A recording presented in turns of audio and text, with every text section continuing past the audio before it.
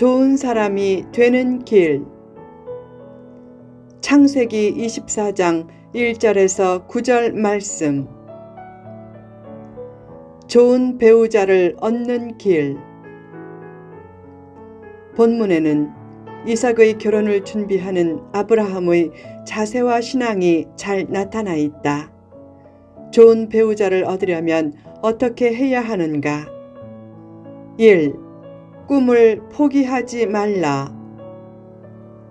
아브라함은 75세에 부르심을 받고 175세에 세상을 떠났다. 100년의 신앙 여정 중 고난과 실패도 많았지만 그 과정을 통해 믿음이 성숙해지면서 하나님은 그의 말년에 범사에 복을 주셨다. 아브라함에게 펼쳐진 은혜의 역사가 하나님의 자녀인 나의 남은 인생에도 펼쳐지지 못할 이유가 없다. 나이가 많아도 꿈을 포기하지 말라.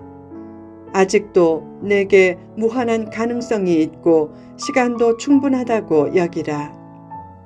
미국에서는 평생 목회하다가 65세에 은퇴하고 새로 사업을 시작해서 성공한 사람도 종종 있고 더 나아가 큰 부자가 된 사람도 있다.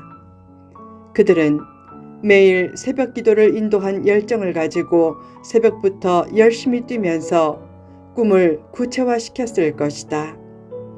기도할 때마다 수시로 찬란한 꿈과 비전을 새롭게 해달라고 기도하라.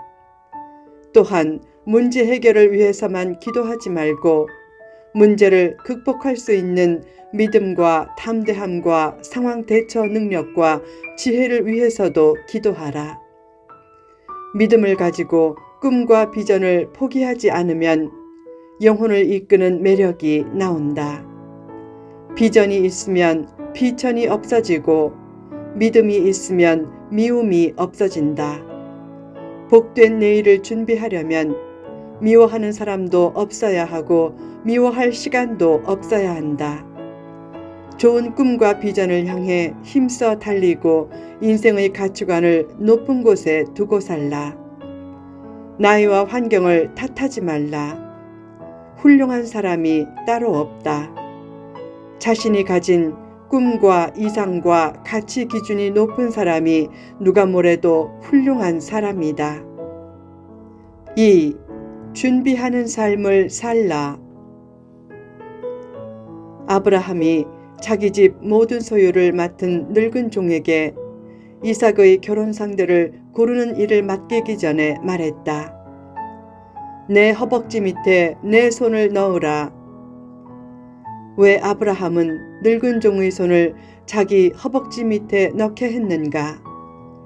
이삭의 결혼을 준비하는 과정에서 신중하게 해달라는 맹세를 시키기 위해서였다.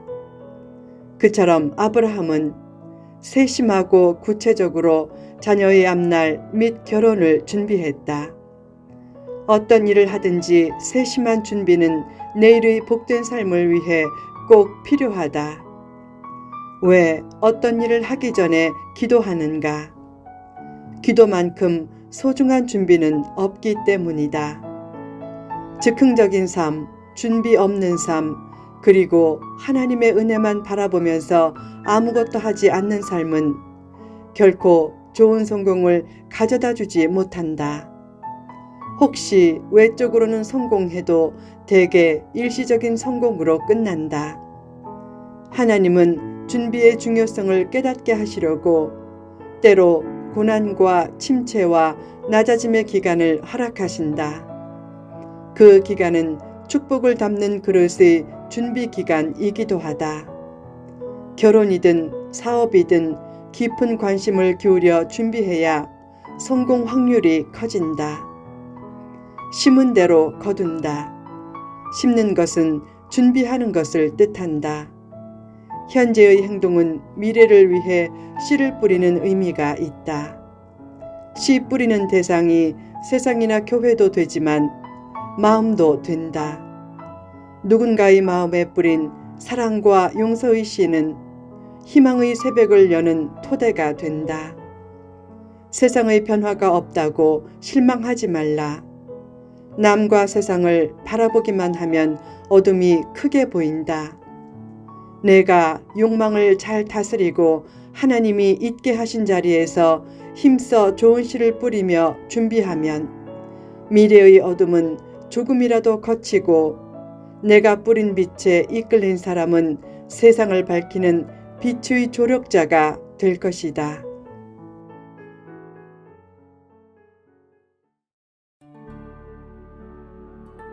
3. 믿음으로 선택하라. 아브라함은 늙은 종에게 하나님을 가리켜 맹세하게 하며 며느릿감을 구할 때 가나안 족속이 아닌 자기 고향 족속 중에서 선택하게 했다.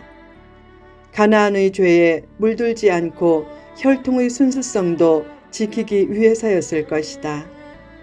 아브라함이 살던 고향은 우상도시였지만 그의 고향 족속은 하나님에 대해 어느 정도 열린 마음을 가졌을 것이다. 이 장면에서 신자는 신자와 결혼해야 함을 권고받는다. 물론 꼭 그래야만 하는 것은 아니다. 어떤 사람은 불신자와 결혼해서는 안 된다고 주장하면서 너희는 믿지 않는 자와 멍에를 함께 매지 말라 라는 말씀을 내세운다. 그 말씀은 불신자의 원리에 맞춰 살지 말라는 일반적인 말씀이다. 당시 고린도 교회는 파당, 미움, 이간질 등 교회 내에 문제가 많았기에 거기에 휩쓸려서 같이 파당을 짓고 서로 미워하는 사람도 많았다. 그런 세상적인 것들에 휩쓸려 같이 행동하지 말라는 말씀이지 불신자와 결혼하지 말라는 말씀이 아니다. 신자는 신자와 꼭 결혼해야 한다고 고집스럽게 주장하는 것은 하나님의 일반 은혜의 법칙에 어긋난다. 대개 여자 청년 성도가 남자 청년 성도보다 두세 배 많다. 그런 상황에서 믿는 자끼리 결혼하라고 강요하면 여자의 3분의 2는 독신으로 지내야 하는 야박한 상황이 생긴다. 성도의 결혼 문제에서 신자들끼리의 결혼은 절대적인 원리가 아니다. 다만 결혼 조건을 볼 때 믿음 유무를 앞서 고려하고 선택해야 하는 것은 당연하다. 어떤 선택이든지 선택의 순간에는 늘 믿음으로 선택하라. 4. 하나님께 맡기라. 자기 고향, 자기 족속에서 아내감을 선택하라는 아브라함의 말에 엘리에셀이 대답했다. 좋은 여자를 만났는데 따라오지 않으면 어떻게 할까요? 이삭을 데리고 주인님의 고향으로 갈까요?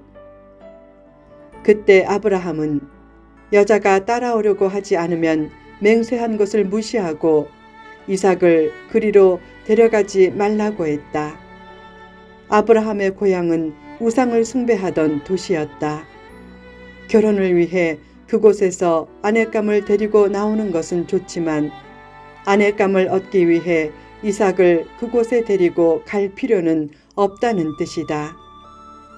불신자와 결혼하는 것은 죄가 아니다. 그러나 불신자와 결혼하더라도 믿음의 가능성을 보고 결혼하고 내가 그를 믿음으로 인도할 목적으로 하는 결혼이어야지 배우자처럼 불신자가 되어버리는 결혼은 되지 않게 하라. 그래서 아브라함은 결혼 대상의 선택을 전적으로 하나님께 맡기고 만약 그 여자가 따라오지 않으면 그냥 상관하지 말고 이 맹세가 상관없게 된다고 했다. 하나님의 뜻이 아니면 무엇이든지 깨끗이 포기하겠다는 자세다. 선택할 때는 잘 선택하되 그 이후의 일은 하나님께 맡기라. 어떤 길이 하나님이 원하시는 길이 아니라면 깨끗이 포기하라. 인생은 포기하면 안 되지만 내 뜻은 수시로 포기될 수도 있다. 내 뜻을 포기하는 것이 자존심이 상하는 것이나 내 인생 자체를 포기하는 것은 아니다. 자기 뜻만 고집하고 포기하지 않는 삶은 아무것도 결코 배우지 않겠다는 삶이다. 자기 뜻을 포기할 줄도 알아야 많은 것을 배우고 깨닫는다. 포기해야 할 때는 포기하고 하나님의 은혜를 보충해 달라고 하면 된다. 강직하면서도 유연성을 가지라. 나와의 관계에서는 강직해야 하지만 남과의 관계에서도 너무 강직해서 남의 뜻을 전혀 고려하지 않는 것은 믿음이나 충성이 아니고 일종의 고집이 될 수 있다. 아브라함은 강직하고 충성스러운 사람이었지만 고집스러운 사람은 아니었다. 그는 자신에게는 강직했지만 타인에게는 유연했다. 남을 배려하고 진실은 유지하되 상황의 변화를 잘 읽어 최선의 결과를 만들어내는 좋은 사람이 되라. 내가 먼저 좋은 사람으로 준비될 때 좋은 배우자도 따라오고 삶의 행복도 따라온다.